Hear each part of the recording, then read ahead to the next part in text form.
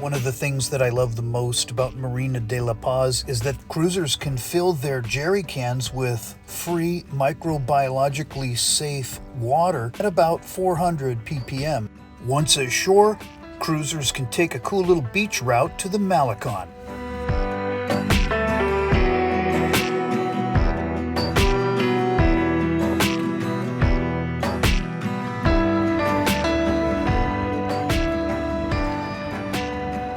Every couple hundred yards on the La Paz Malecon is a cool sculpture, and on either side of the sculpture is a cool little beach, usually with a series of palapas, where you can grab some shade.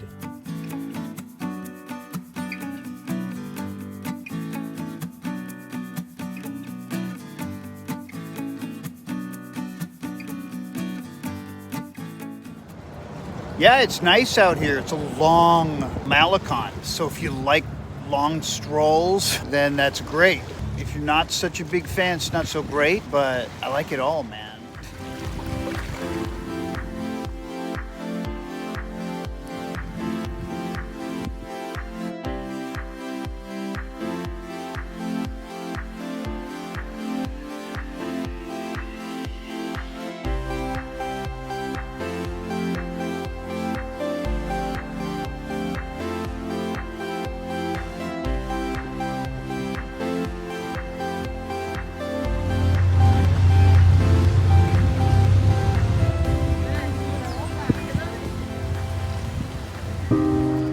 Well, I suppose I shouldn't be surprised that it's always Shark Week on the La Paz Malecon.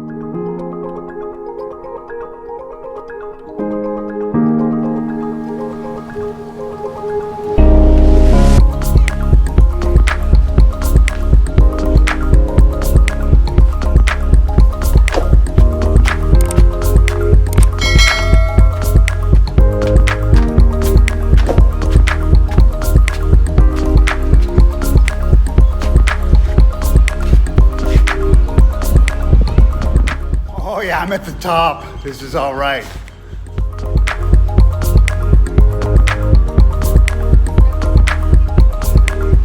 This area reminds me of the Civic Plaza in Ensenada, and I'm sure they use it in much the same way.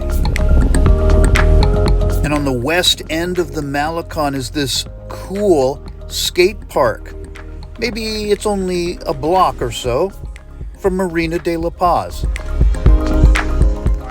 Back hanging out over at the marina, kind of over by the Club Cruceros coffee area. We're working our way to low tide.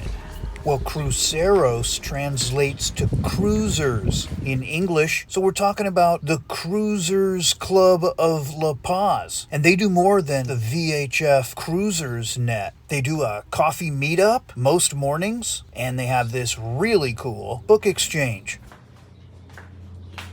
These are the books. Wow, that's a lot of books. With this weather coming, I think I need to pick a book.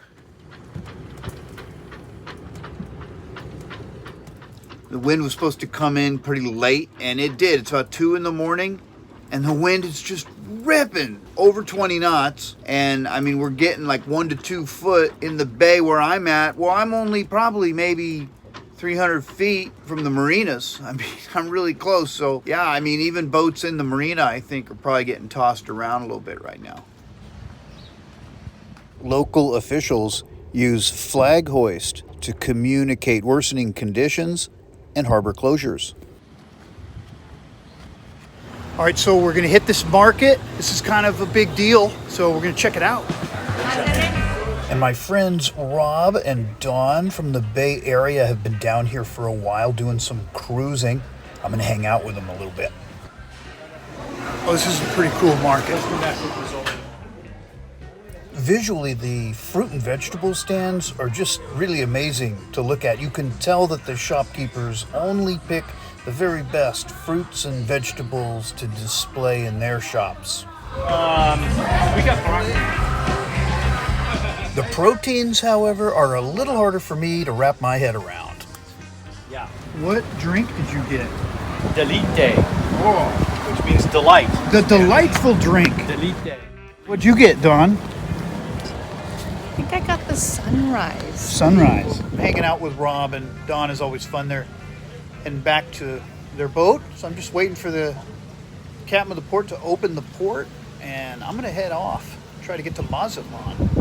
Well, the port captain intends to open the port at 8 o'clock tonight, so I won't be leaving tonight. But that means I get to bask in the beauty of one more stunning La Paz sunset. All right, well, I just weighed anchor here in La Paz, and I'm heading to Mazatlan from here. I think it's going to be a straight shot. I'm looking forward to the trip. I think it's going to be probably 2 days to cross the Gulf of California, and another day just to get south of Cerralvo Island and kind of get into the Gulf. So 2 days to cross the Gulf, 1 day to get south of Cerralvo. So yeah, I think probably 3 days. Mazatlan or bust, baby.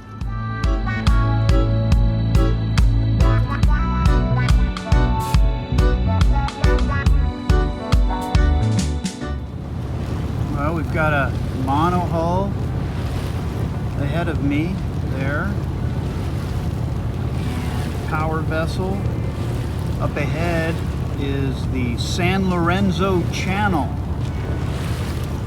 which can get pretty windy and there can get quite a bit of current up there. I found that out the last time I came through, so but we should have good conditions this time. Yeah, I think the most surprising thing that I learned about La Paz is that if you come in January or February, you're going to experience a series of northerly storms that come through, and they last, 3 to 4 days. They'll close the port.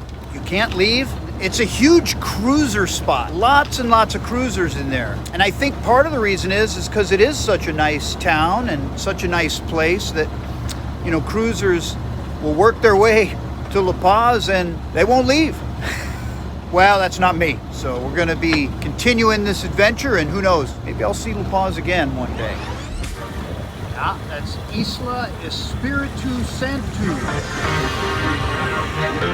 I didn't really see Isla Espiritu Santo the first time I came in because it was in the middle of the night. I think it was like midnight, 1 o'clock in the morning when I came through. So it's kind of cool to see it from a distance. I'm not actually going to any of the beaches or any of the bays or anything.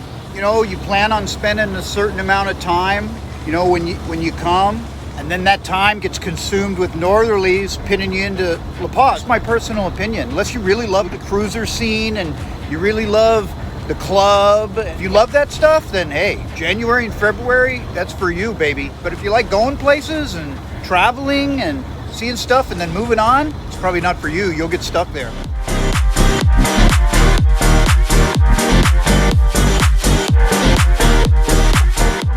Well, we've got a little fog in this Cerralvo Pass, I guess they call it. Cerralvo Channel. But I can see the end of the island, so it's very light fog. So I think I'm going to have good enough visibility. So I'm going to go for it. Well, fog is definitely a problem for Frog's Leap. I don't have a radar. Everything's visual. VFR, baby. But it doesn't look too bad. I can see the end of the island. So, and once I clear that, it's Mazatlan's the next stop. So just need to clear this island. I think it's doable. Well, it's a big passage for me, for sure. It's about 190 miles from Huertos to Mazatlan. So, in the middle, I'm going to be almost 100 miles from either coast. That's a fact that'll get lodged in your head a little bit. Big passage. I'm excited, a little anxious, a little apprehensive, but it's kind of always that way anytime you set sail, especially as a solo sailor. Who knows what's going to happen out there? But it's happening. I know that.